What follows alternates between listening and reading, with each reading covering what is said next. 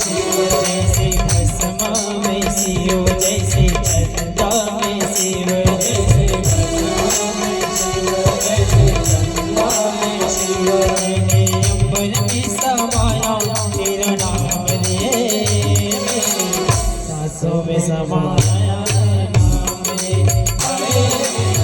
सांसों में तेरा नाम ले।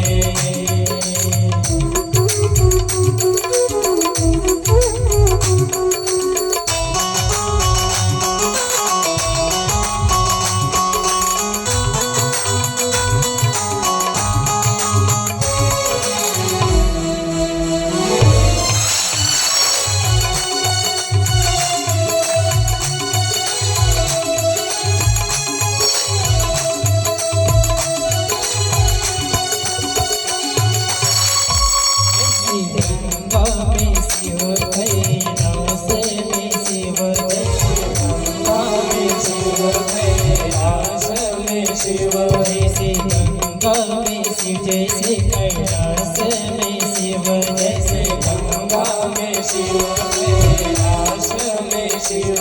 कण कण में समाया तेरा नाम रे,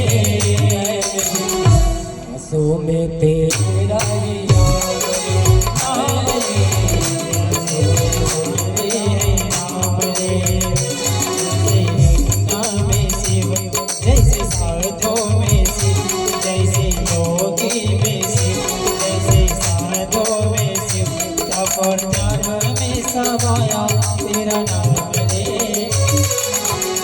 सांसों में तेरा ही नाम रे, सांसों में तेरा ही नाम रे, नाम रे, सांसों में तेरा ही नाम रे, नाम रे, सांसों में तेरा ही नाम रे, ओ सांसों में तेरा ही नाम रे। बोले शंकर भगवान की जय।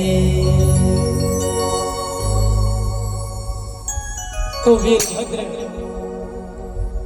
और माँ काली दोनों हाथ जोड़ करके खड़े हो गए। भोलेनाथ से कहे, भोलेनाथ क्या किया है, किस हेतु से हमें बुलाया?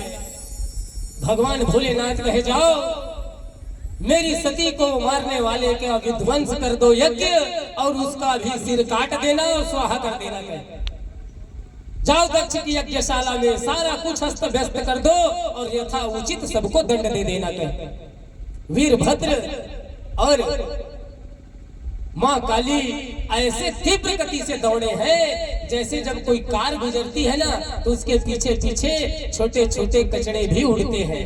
बस इसी तरह से जब वीरभद्र और काली दौड़े हैं तो बड़े बड़े वृक्ष भी उखड़ उखड़ के पीछे कचड़े की तरह उड़ने लगे। वायुमंडल काला काला घटा छा गया। प्रसूति कहने लगी, एक ऐसी घटा छा गई, क्या होने वाला है, कहीं प्रलय न हो जाए। तब वहां पर खड़े ऋषि मुनियों ने कहा, हो न हो ये भगवान भोलेनाथ के कोप की वजह है, अब शायद हम किसी का कल्याण नहीं। उसी समय सोच ही रहे थे, बोल ही रहे थे कि धड़ाम से कूद पड़े दोनों के दोनों वीरभद्र और माँ काली, और देखते देखते में घमासान वहां युद्ध होने लगा। एक दूसरे को मारने लगे, यथा उचित सबको दंड देने लगे, और युद्ध करते करते में आखिर में राजा दक्ष के बाल को पकड़े और खड्ग से वीरभद्र ने दक्ष के गले को काट लिया और कुंड में ही स्वाहा ऐसे बोल करके डाल दिया। यज्ञ विध्वंस हो गया। ये था उचित, सबको दंड दिया। दोनों ने मिलकर और वापस आकर के भगवान शिव में ही लीन हो गए।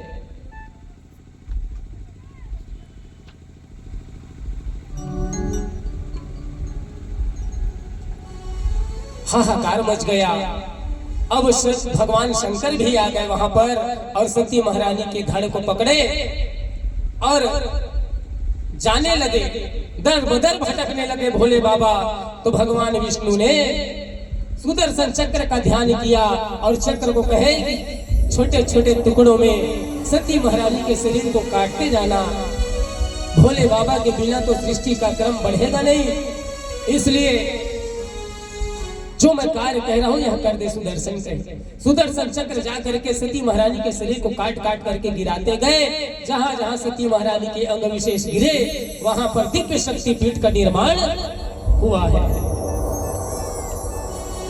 उसके बाद तमाम देवता ब्रह्मा विष्णु सहित भोले बाबा को मनाने गए और कहे आशुतोष तुम अवढरदानी आरत हरो दिन जनो जानी। हे भोले बाबा आपसे दयालु देवता तो कोई नहीं, एक लोटे जल से ही प्रसन्न हो जाते हैं, इसलिए हमारी विनती स्वीकार करें। आप ऐसे मोह माया के चक्कर में क्यों पड़ रहे हैं? आप तो साधु सन्यासी की तरह जीवन जीते हैं। राजा दक्ष तो एक आपकी लीला का ही अंश था, कहने मात्र को वो ससुर है। हा? वो तो लीला में आपके ससुर थे। हो गया सती महारानी को इसी तरह से दूसरा शरीर प्राप्त करना है पार्वती के रूप में, तो इस विषाद से अब बाहर आइए और अब वापस चलिए और जितने भी यहाँ पर देवताओं के अंग भंग हुए हैं उनको आशीर्वाद दीजिए कि उनका शरीर पुनः यथावत हो जाए। भोलेनाथ ने मृत्युंजय महामंत्र को दिया और कहे इस मंत्र का जाप करो तुम्हारा शरीर पुनः यथावत हो जाएगा।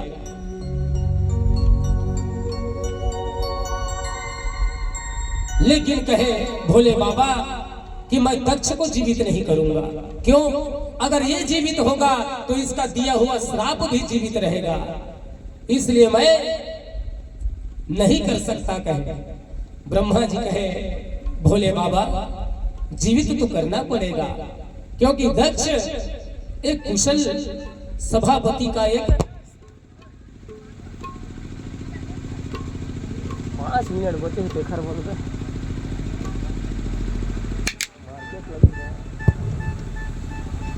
श्री राधे।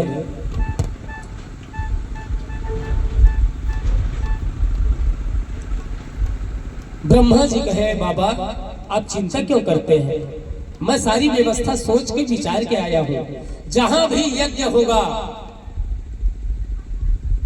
यज्ञ किसे कहते हैं? जो हवन कुंड होते हैं ना, उसे ही यज्ञ नारायण कहा जाता है, जिसमें हम आहुति डालते हैं।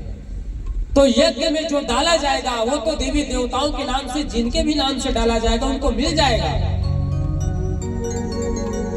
लेकिन उस यज्ञ में जो बची हुई सामग्री होगी, बची हुई जो सामग्री जो बच जाते हैं, सांकल्य जो बाहर 2-4 दाने इधर उधर छिड़क जाते हैं, घी की बूंदे टपक जाती हैं, तो ये सारे वस्तु जो बची हुई वस्तु है, ब्रह्मा जी कहे सारे बचे हुए वस्तुओं पर आपका अधिकार होगा। भोलेनाथ कहे बोले शंकर भगवान की। इतने बस से भोलेनाथ प्रसन्न हो गए। क्यों?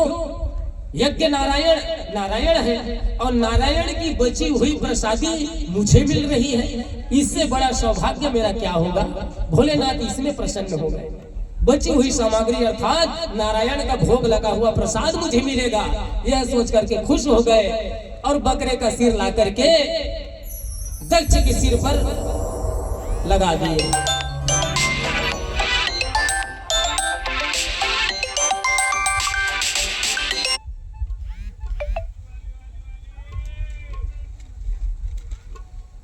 बोले शंकर भगवान की। तो दक्ष के सिर पर बकरे का सिर लगाए। अब बकरे का सिर जब लगाए तो ब्रह्मा जी कहे बेटा दक्ष अब क्षमा मांग ले रे, पैर में गिर जा भोलेनाथ के, वो दयालु देवता है तुझे क्षमा कर देंगे। और जोर जोर से उनका नाम ले, जयकारा लगा। तो दक्ष पैर में गिर गए भोलेनाथ के, कहे भोले बाबा क्षमा कर देना, जो भी गलती हुई अपराध उसको माफ कर देना। बोलना चाह रहे हैं लेकिन बकरे का सिर है, कैसे बोले? हा? जो भी बोलना चाहते उनके मुंह से बोम बोम करके आवाज आती है। क्या आवाज? बोम बोम आवाज आती है। बकरे जैसा वो आवाज निकालता था। तो जब बोम बोम करके आवाज निकाले ना दक्ष बकरे के सिर से, तो भगवान शंकर जोर से हंस पड़े। ठहाका मार के भोले बाबा हंस पड़े। एक ऐसे बोम बोम करता है तो बकरे का सिर और क्या करेगा।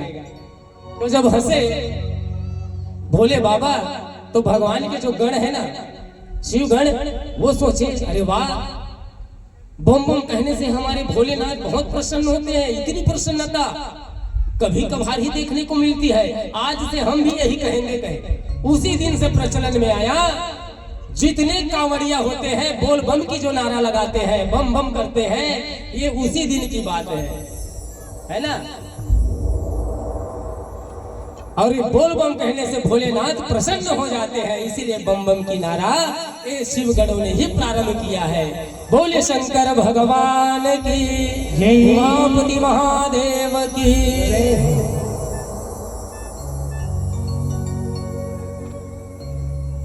तो आज की जो कथा है यहीं पर विराम लेती है, और कल मां सती पार्वती रूप में इनका अवतरण होगा।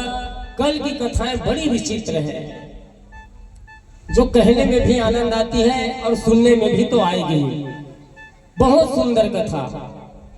आज तो बहुत ज्यादा बोला हूं, गाया कम हूं, लेकिन कल की कथा ऐसी है कि गा गा कर ही आपको कथा सुनाएंगे। बड़ी सुंदर कथा। तो सब थोड़ा संख्या बढ़ाइए, 2-4 को बांध बुधा के रस्सी में लेकर के आइए खींचतान में।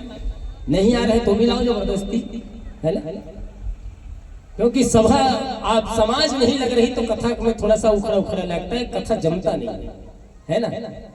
क्या हो गया है इस बार हरदी के लोगों को, हर बार तो अच्छी भीड़ लगती थी भाई। शिव पुराण नहीं सुनते शायद आप लोग, कृष्ण प्रेमी ज्यादा है लगता है गाँव में, है ना। कृष्ण से ज्यादा प्रेम है, शिव से नहीं है। शुरू दिन बताया हूँ, कृष्ण और शिव एक ही है, अलग नहीं। एक गुरु के रूप में है तो एक ईश्वर के रूप में है। तो आइए एक भजन श्रवण करते हैं, उसके बाद फिर आरती होगी। आरती की तैयारी कर लीजिए। भोले शंकर भगवान की जय।